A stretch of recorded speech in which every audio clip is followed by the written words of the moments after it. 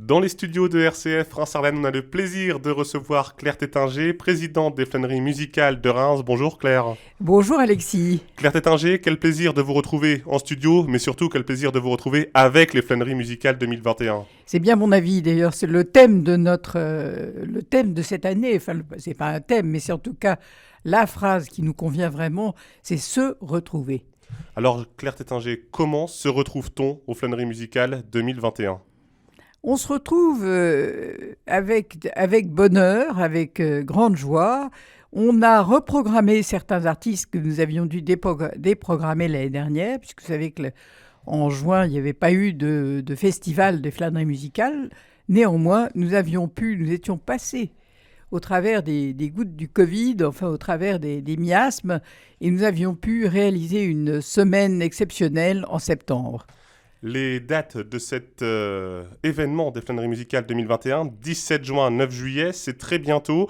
On va tout de suite parler de la programmation, si vous le voulez bien, parce qu'au moment même où l'on se parle, les concerts sont de plus en plus prisés et c'est peut-être le moment pour nos auditeurs de tout de suite se rendre sur Internet ou de retrouver des points de vente de billetterie pour se procurer des places. Claire Tétinger, si l'on balaye l'agenda du 17 juin au 9 juillet, quels sont les groupes remarquables, même s'ils le sont tous, ils sont tous merveilleux, que vous voudriez mettre en avant ? Il y a une très belle programmation cette année. C'est difficile de choisir. Néanmoins, je peux vous citer évidemment entre guillemets, des têtes d'affiche. Nous avons Allez, quelques-unes. Gauthier Capuçon, Alexandre Kantorov et son père avec orchestre. Ensuite, il y a Marina Chiche qui revient.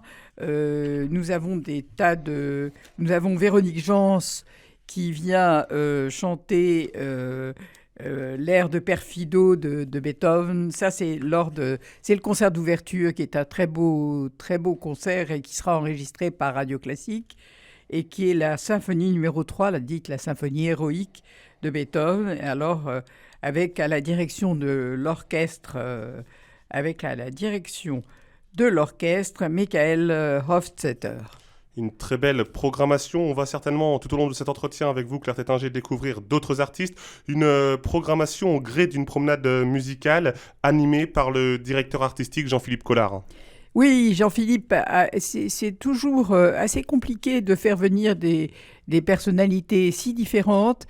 Et surtout, on a en quelque sorte un cahier des charges vis-à-vis de la ville qui nous demande tout de même d'avoir quelque chose d'assez éclectique, de manière à ce que tout le monde y trouve son compte, tout le monde puisse se réjouir et aille écouter au moins une soirée un programme qui lui convient.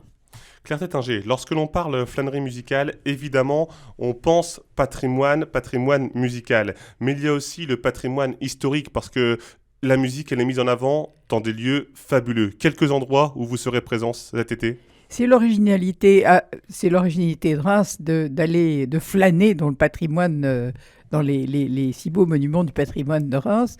Alors les monuments, évidemment, le premier étant la basilique Saint-Rémy. Ensuite, nous avons tout de même beaucoup de chance. Nous sommes accueillis au Palais du Tau, dans la salle du festin. Nous allons au Manège aussi. Nous allons, je vais certainement en oublier, au cloître Saint-Rémy. Nous allons à l'Opéra, qui est une très belle salle. Donc, on a pas mal de concerts à l'Opéra cette année. Donc, on se réjouit de retrouver toutes ces salles, tous ces lieux absolument magiques, magnifiques. Et donc, voilà. C'est vrai qu'il y aura pas mal de lieux. On peut compléter la liste avec le Manège, avec le Champagne de Cazenove, il me semble, chez lequel vous allez. Oui, le Champagne de Cazenove, où il y aura quelque chose. Il y aura les 4 saisons de Vivaldi. Donc, vraiment, tout le monde peut avoir envie d'aller écouter les 4 saisons de Vivaldi. C'est gai, c'est vivant, c'est merveilleux. Vous retrouverez aussi le Jardin des Crayères parmi d'autres lieux ? Absolument. Où on aura un concert de jazz avec... On vous laisse regarder, Claire, ne vous inquiétez pas. Oui, parce que on vous laisse j'ai pas tout avec Lucienne, mais alors je sais. On se doute bien que lorsqu'il y a 3 semaines de programmation, 17 juin, 9 juillet pour les flâneries musicales, plus de 40 concerts, même lorsque l'on est la présidente et qu'on est attaché aux artistes, on ne peut pas tous les avoir en tête à tous les moments. Alors j'ai retrouvé, c'est Lucienne Renaudin-Vary qui est à la trompette. Et ensuite qui est accompagné par le piano, par la guitare, la contrebasse. Je ne vais pas donner tous les noms, et c'est au domaine des Crayères. Et c'est le 29 juin. Et c'est un magnifique concert qui est gratuit. Mais néanmoins, vous savez que quand on va à un concert gratuit, il faut aller chercher des places au Trésor à Reims. Tout cela est indiqué sur le site internet. C'est très important parce que cette année, nous n'avons pas le droit d'aller à un concert sans avoir de billets. Donc, soit vous les commandez à la FNAC, vous les commandez chez Carrefour, et sinon par Internet directement. Et pour tous les billets gratuits, c'est obligatoire de passer par la case Trésor, qui est près de la cathédrale, et c'est là où vous pourrez retirer vos billets gratuits. En tout cas, c'est une information très importante. Voilà, il y a certains concerts qui sont gratuits, mais il ne faut pas arriver le jour J, le soir même du concert, entre guillemets, les mains dans les poches. Il faut, au préalable, aller se munir des billets, parce que c'est vrai que lorsque l'on parle flânerie musicale, on a envie de se balader, on a envie de s'échapper en musique, Claire Tétinger, mais on ne peut pas oublier que la crise de la Covid est toujours là. Il faut s'adapter aussi aux conditions sanitaires qui sont imposées, mais c'est pour protéger l'ensemble des citoyens. Alors bien évidemment, vous mettez tout en œuvre et se munir de billets, c'est un des critères pour pouvoir organiser les flâneries dans de bonnes conditions. Absolument. Il est impossible de déroger aux règles sanitaires et nous avons un référent Covid à chaque concert et nous avons un référent sécurité bien sûr. Alors évidemment, il faudra être patient, c'est pour ça qu'on demande d'arriver les grands concerts le soir, on demande d'arriver une heure, enfin l'entrée est ouverte une heure avant le concert de manière à ce qu'on puisse que tout puisse s'écouler, que nous puissions y aller en toute sérénité. Que le flux de personnes ait le temps de prendre place pour passer un bon moment à l'heure où démarre le concert. Il y a aussi une autre information qui pour moi est importante, c'est qu'il y aura certainement des entr'actes de temps en temps quand le programme est quand même lourd, mais nous n'aurons pas le droit de bouger pendant les entr'actes. Ça, c'est une des règles sanitaires imposées, et d'ailleurs on peut tous le comprendre.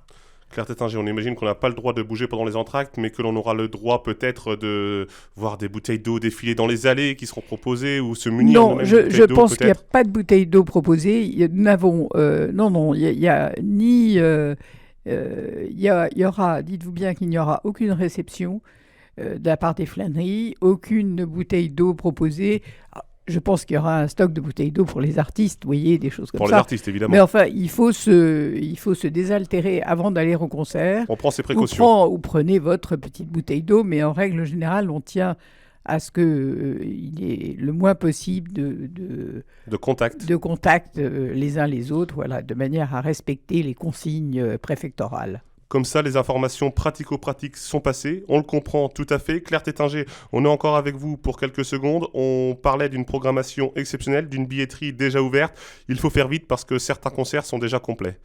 Oui, je crois qu'il y a déjà, en tout cas, à ma connaissance, il y a déjà au moins 2 concerts complets qui sont celui de Renaud Capuçon et celui des Kantorov, qui sont des concerts qui se passent à l'Opéra.